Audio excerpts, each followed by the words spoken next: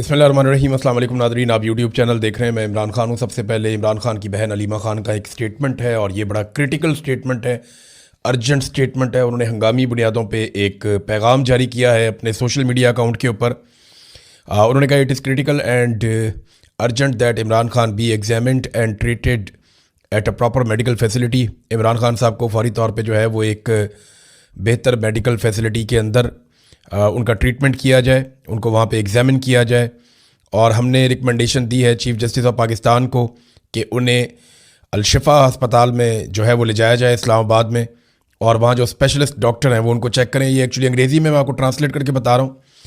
और साथ उन्होंने कहा कि वहाँ पे जो सुपरविज़न है वो होनी चाहिए उनके अपने ज़ाती जो फिजिशंस हैं, और उस वक्त उनकी फैमिली की प्रेजेंस भी वहाँ पे होनी चाहिए। ये मुतालबा उन्होंने एक मरतबा फिर दोहराया।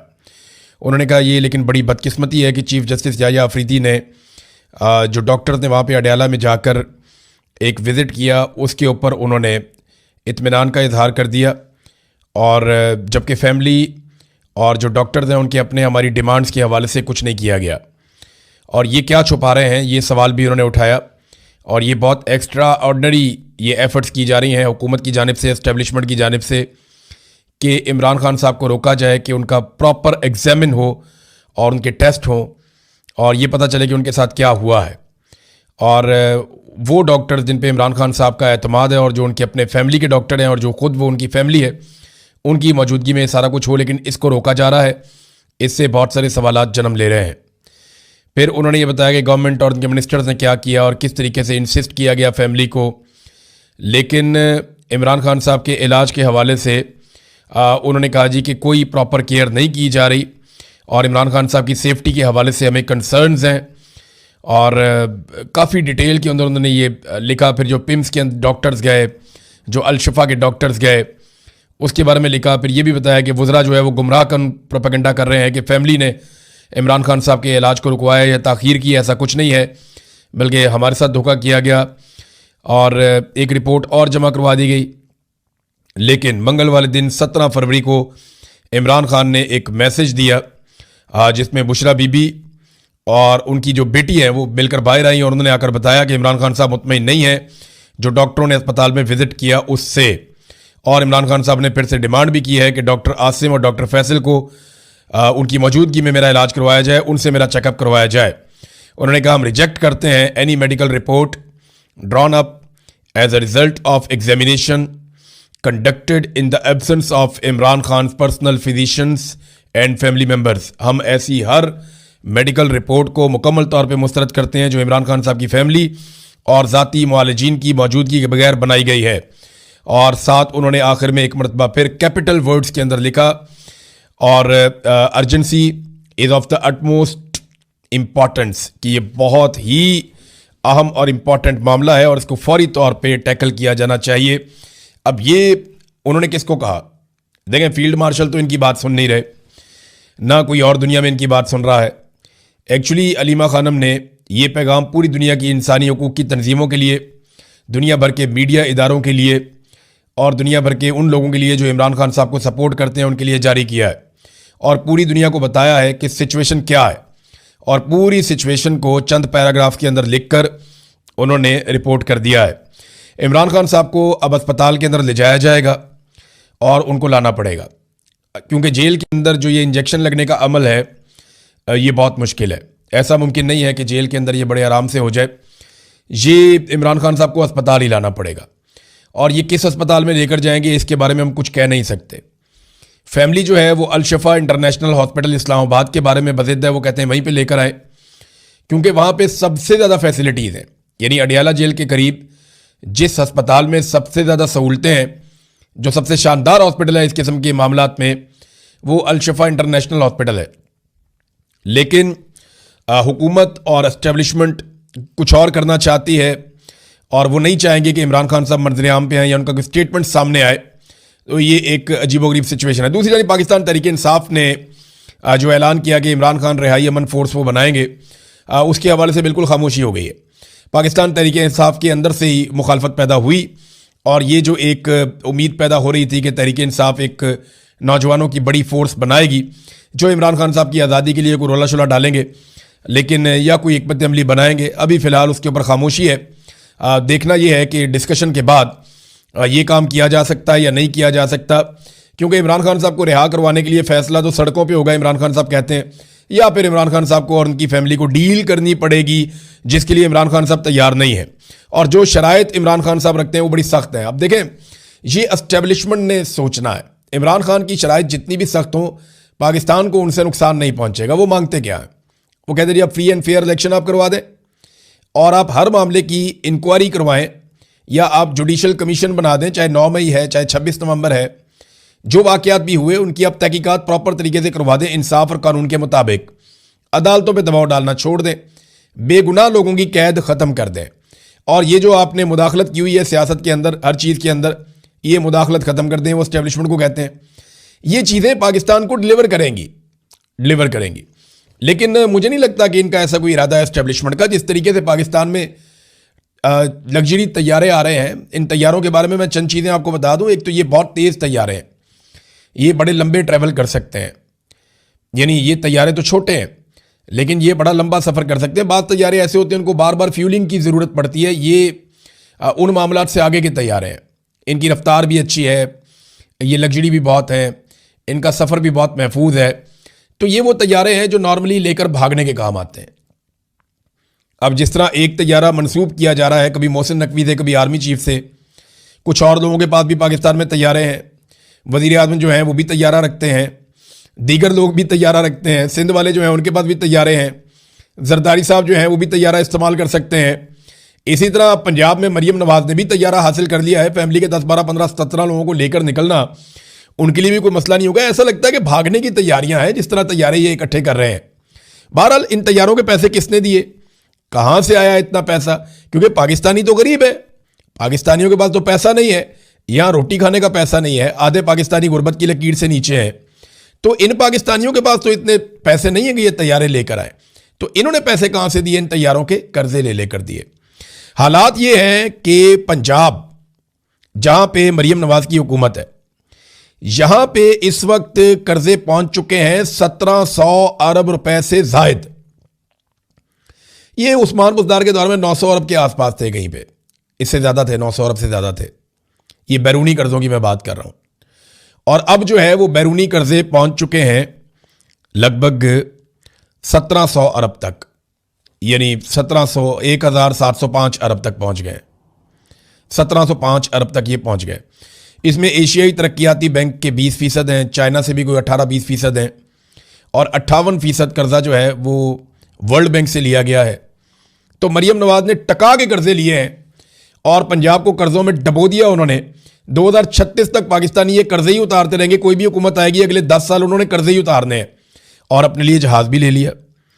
इन कर्जों से इन्होंने सैलाब मुतासरीन के घर नहीं बनाए, इन कर्जों से इन्होंने गटरों के ढक्कन नहीं लगाए, इन कर्जों से इन्होंने गरीब आदमी को एजुकेशन नहीं दी, हेल्थ नहीं दी, बल्कि वो जो हेल्थ कार्ड था वो भी उनसे वापस ले लिया। इन कर्जों से इन्होंने किसान को कुछ नहीं दिया, इन कर्जों से इन्होंने मजदूर को कुछ नहीं दिया, इन कर्जों से इन्होंने बिजली के ऊपर जितनी सब्सिडी थी वो वापस ले ली, बजाय इसके कि 200-300 यूनिट बिजली मुफ्त करते। तो इन कर्जों से और तो कुछ किया नहीं, अपनी अयाशियाँ की हैं, पूरी दुनिया की मौजें ये कर रहे हैं। और अब एक तैयारा भी इन्होंने ले लिया। भागने के लिए ये तैयारे काम आएंगे और कोई काम नहीं है। एक तैयारे का कहा जा रहा है वो 11 अरब का है, तो दूसरा बताया जा रहा है जी वो उससे भी महंगा है और बड़ा जदीद तैयारा है। तो इसराइली तैयारे, हमें पाकिस्तानियों को कहते हैं कि इसराइली मसनूआत का बाइकआउट कर दो, उनकी बोतल नहीं पीनी, 10 रुपये वाली ये चीज़ नहीं लेनी, वो चिप्स नहीं लेना, ये नहीं लेना, वो नहीं लेना, ये इसराइल का है। खुद जनाब इसराइली तैयारे कमाल नहीं हो गया? खुद इसराइल के साथ बैठ के मीटिंगें ज़बरदस्त नहीं हो गया? उनके साथ खड़े हो गए फ़ोटो, और बाकायदा ऐलान किया जाता है कि हमें कोई एतराज़ नहीं है कि नेतन्याहू या इसराइली इसके अंदर शामिल हो मीटिंग में। नेतन्याहू का एक स्टेटमेंट भी आया, ये स्टेटमेंट आप देखें। नेतन्याहू ने कुछ पोस्ट किए हैं प्राइम मिनिस्टर ऑफ इजराइल के अकाउंट से, और लुब्बे-लुबाब उनका ये है कि ये नेतन्याहू का साफ साफ ऐलान है कि एक ऐसा इत्तेहाद बन रहा है जिसमें अफ्रीका भी ममालिक भी होंगे, एशिया के ममालिक होंगे जिनका कुछ का वो नाम नहीं ले सकते, तो लाजमी बात है पाकिस्तान भी है उनमें। इंडिया का उन्होंने कहा जी इंडिया भी होगा, अरब ममालिक का उन्होंने कहा जी अरब ममालिक भी होंगे। फिर जनाब मुश्तरका कोई मफादात हैं जो होंगे, और बहुत सारे उन्होंने प्लान बताए नेतन्याहू ने। फिर नेतन्याहू ने कहा जी हम अभी नाम नहीं बता रहे, वक्त आने पे बताएंगे। फिर लेकिन एक ख्वाहिश का उन्होंने इजहार किया और बताया कि ये क्या करेंगे, ये शिया और सुन्नी मुसलमानों को जो है उनके खिलाफ लड़ेगा, ये इत्तेहाद, ये भी उन्होंने कहा, जो रेडिकल लोग हैं शिया और सुन्नी उनके खिलाफ ये लड़ेंगे। ये नेतन्याहू ने स्टेटमेंट दिया बाकायदा, और ये कहते हैं जी हमें कोई एतराज़ नहीं है। ये एक ऐसे बोर्ड ऑफ पीस के अंदर बैठे हुए हैं जिसे ताहिर अशरफी गज़ा बोर्ड कहते हैं, जिसमें गज़ा का कोई बंदा ही नहीं है, जिसमें फ़लस्तीन ही नहीं है। हाँ, उसमें इसराइल है, तो इसराइल जिस बोर्ड के अंदर शामिल है उसमें जाकर ये बैठ गए, और फ़लस्तीन के बारे में वो बोर्ड बना था लेकिन फ़लस्तीन उसके अंदर नहीं है, और इसके बारे में इन्होंने आवाज़ भी नहीं उठाई। सऊदी अरब जो है वो वक्तन फ़वक्तन आवाज़ उठाता है। अभी ग्रेटर इसराइल के हवाले से जो एक स्टेटमेंट इसराइल के अंदर जो अमरीकी सफ़ीर हैं उन्होंने जो स्टेटमेंट दिया उसके ऊपर सऊदी अरब ने अच्छा तगड़ा जवाब दिया, और लेकिन बाकी लोग जवाब नहीं देते। सऊदी अरब कहीं ना कहीं कुछ ना कुछ थोड़ा बहुत वो करता रहता है। अब नाज़रीन, असद कैसर साहब ने भी एक स्टेटमेंट देकर बताया कि पाकिस्तान पर जो बैरूनी कर्ज़ों का हुजम है वो गुज़िश्ता 3 सालों में, ये जो शहबाज शरीफ साहब को लाकर इंस्टॉल किया गया था, पहले PDM की सरकार बनाई गई और उसके बाद PDM 2 की सरकार बनाई गई, तो ये जो लाकर इंस्टॉल किया गया, एक दफ़ा जनरल बाजवा ने इंस्टॉल किया और दूसरी तरफ आसिम मुनीर ने इंस्टॉल किया, तो ये 3 बरसों के दौरान तकरीबन 84% पाकिस्तान के बैरूनी कर्ज़ों के हुजम में इजाफा हो गया। जो हमने दुनिया से बाहर से कर्जा लिया हुआ ना, उसमें 84% इजाफा हो गया है, यानी लगभग डबल हो गया कर्जे हमारे 3 साल में। जितना कर्जा हमने 75 साल में लिया उतना हमने 3 साल में ले लिया, लगभग उतना ही ले लिया। और बैरूनी कर्जों का जो मजमूई हुजम है वो 138 अरब डॉलर्स तक पहुंच गया है। अब एक बात आप जहन में रखें कि ये अभी भी कर्जे ले रहे हैं। 25 करोड़ डॉलर ये लेना चाहते हैं चाइना से, कुछ 60 करोड़ डॉलर इन्होंने लिए हैं एक निजी बैंक से, कुछ और जगह से भी ये कर्जे हासिल करने की कोशिश कर रहे हैं कि मज़ीद कर्जा पाकिस्तान को मिल जाए। लेकिन पाकिस्तान की जो क्रेडिट रेटिंग है, जिसकी बुनियाद पे कर्जा मिलता है कि भाई ये पैसा वापस कर सकता है या नहीं कर सकता, क्रेडिट रेटिंग में सिंपल आपको मैं ये बता देता हूँ कि इसकी अहलियत क्या है। आप जब किसी को कर्जा देते हैं तो आप ये सोच कर देते हैं कि इसकी काबिलियत है वापस करने की या नहीं, ये वो क्रेडिट रेटिंग है। तो पाकिस्तान की मनफी में है, बी नेगेटिव, तो हमें कौन कर्जा देगा? तो अब हम गारंटर ढूंढते हैं कि जनाब आप हमारी गारंटी, आप जाते हैं ना मोटरसाइकिल किस्तों पे लेने के लिए, बाद औक़ात लोग ये पाकिस्तान के अंदर मोटरसाइकिल या गाड़ी को किस्तों पे आपने ले ली, तो वो कहते हैं जी आपका गारंटर कौन है, तो वो कोई ना कोई गारंटर बीच में डालते हैं कि जनाब अगर आप नहीं दे पाएंगे तो फिर हम इनसे बात करेंगे, फिर ये आपसे निकलवा कर देंगे। तो अब पाकिस्तान जो है वो गारंटर ढूंढता है, कभी एशियन डेवलपमेंट बैंक को, कभी एक और बैंक है एशियन इंफ्रास्ट्रक्चर डेवलपमेंट बैंक कोई और है, वो उसको साथ इन्होंने मिलाया। तो कोशिश इनकी ये है कि इनको कर्जे मजीद मिल जाए। अब अगर ये मजीद कर्जे लेंगे तो ये सारे रिकॉर्ड तोड़ देंगे, बार बार IMF के पास जाते हैं, इससे पाकिस्तान का भला नहीं होता। और पाकिस्तान पे कर्जे चढ़ा चढ़ा के इन्होंने पाकिस्तान का ये हाल कर दिया। नाज़रीन, एक खबर मैं आपको और देता हूं, ये एक बयान हल्फी है, ये जरा आप देखिए, ये मैंने यहां पे रखा हुआ है।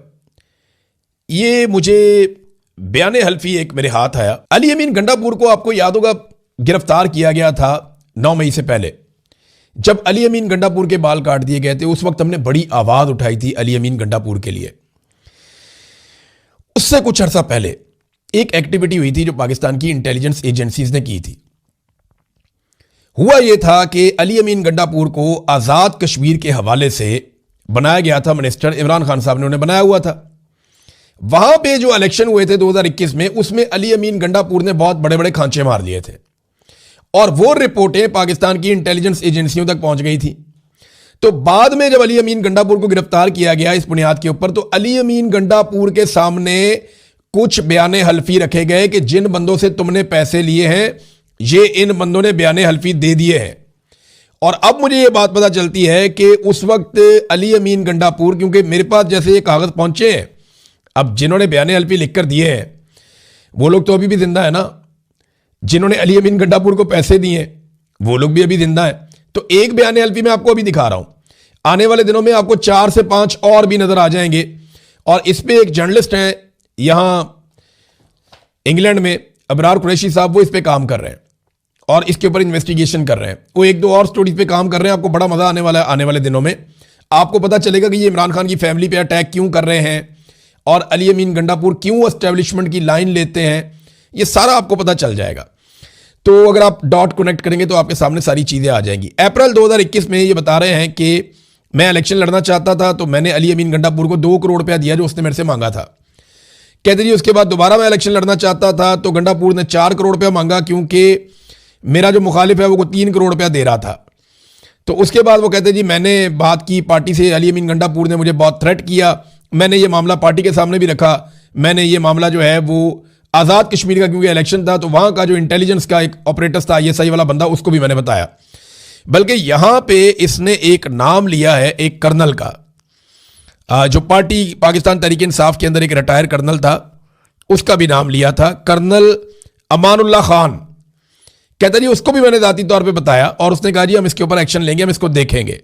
लेकिन फिर गंडापुर ने मुझे फ़ोन करके धमकाया और उसके बाद जनाब मेरा पैसा खाया गया। अच्छा, इस तरह का कोई एक नहीं है, ये कोई 4-5 एफिडेविट है जो एजेंसियों के पास थे। तो अली अमीन गंडापुर को एजेंसियों ने ऐसे काबू कर लिया। तो आहिस्ता आहिस्ता आपको समझ आएगी कि इन लोगों की मजबूरियां क्या है।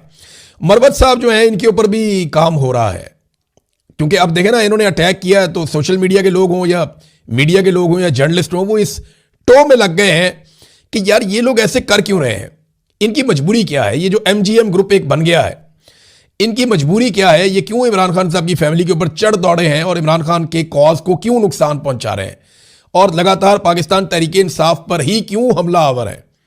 तो इसको अब जब डिग आउट करना शुरू किया तो पहले नंबर पे तो ये आ गया नादरीन एक बयान हल्फी, जिसमें बंदा बता रहा है कि अली अमीन गंडापुर को 2 करोड़ मैंने दे दिया था, 4 करोड़ ये और मांग रहा था। उसके बाद इसने मुझे धमकियां भी लगाई हैं और फिर इसने ये आप पारा के पास से इस्लामाबाद में इसका कोई घर होगा, वहाँ प्रॉपर्टी, वहाँ पे इसने ये लेके ये एफिडेविट और ये इसने जमा करवा दिया था। अभी और भी आएंगे। तो इस तरह एजेंसियां ब्लैकमेल करती हैं। इस तरीके से एजेंसियों को इस बात से कोई सरोकार नहीं है कि गंडापुर ने करप्शन की है या शहबाज शरीफ ने करप्शन की है या नवाज शरीफ ने करप्शन की है। वो कहते करो करप्शन, जो दिल करदा करो, लेकिन हमारी बात माननी पड़ेगी। जो हम चाहेंगे वो ज़रूर होगा। आप जैसे ही उनके किसी रास्ते में रुकावट डालते हैं तो वो आपकी चीज़ें लाके आपके सामने रख देते हैं। देखें ना, उस्मान बुज़दार की करप्शन की कितनी स्टोरियां थी। जैसे ही उस्मान बुज़दार ने कहा सर जैसे आप कहे, कोई करप्शन का मामला है ही नहीं। जरदारी साहब की करप्शन की कितनी स्टोरियां थी, सारी दुनिया को पता है, क्रिस्टल क्लियर केसेस थे। जैसे ही उन्होंने कहा सर जैसे आप कहें, उनके केसेस खत्म। नवाज शरीफ आज तक अपना मनी ट्रेल नहीं दे सका। जैसे ही नवाज शरीफ ने कहा सर जूते किधर है, मुझे बताएं मैं पॉलिश करता हूं, खत्म, कहानी खत्म। मरियम नवाज की स्टोरीज आपके सामने, जाली ट्रस्ट डीड है, बहुत सारी और चीजें हैं, वजीर आला पंजाब। तो एजेंसियों को इस बात से कोई सरोकार नहीं है। गंडापुर अगर सर्व करते रहेंगे तो उन्हें कोई सरोकार नहीं है कि ये कोई 2 करोड़ 4 करोड़ 10 करोड़ को 20 करोड़ किसी से लिया हो तो क्या फर्क पड़ता है। लोगों ने बड़ी बड़ी अमाउंटें भी दी हुई हैं।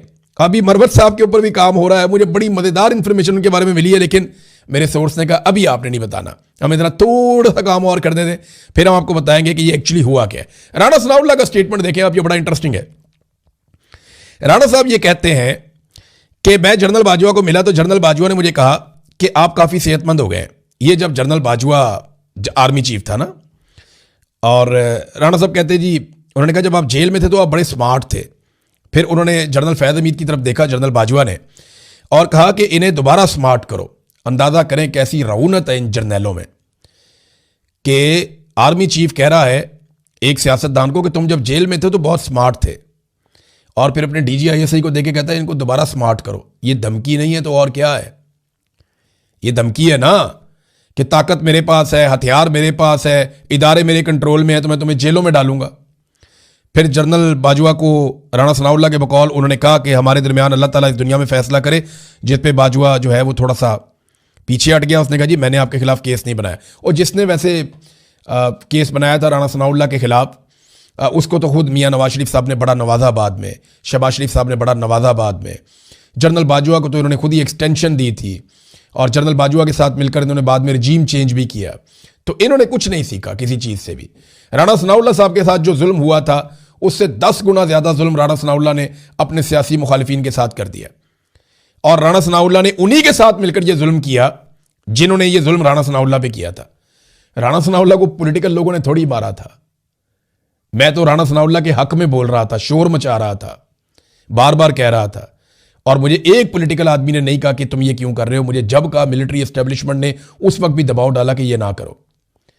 तो ये लोग खुद ही अब चाहते हैं कि इनको मार पड़े सियासतदानों को, तो फिर खाते रहे मार, इनकी मर्जी है। अब तक के लिए इतनी, अपना ख्याल रखिएगा, अपने इस चैनल का भी।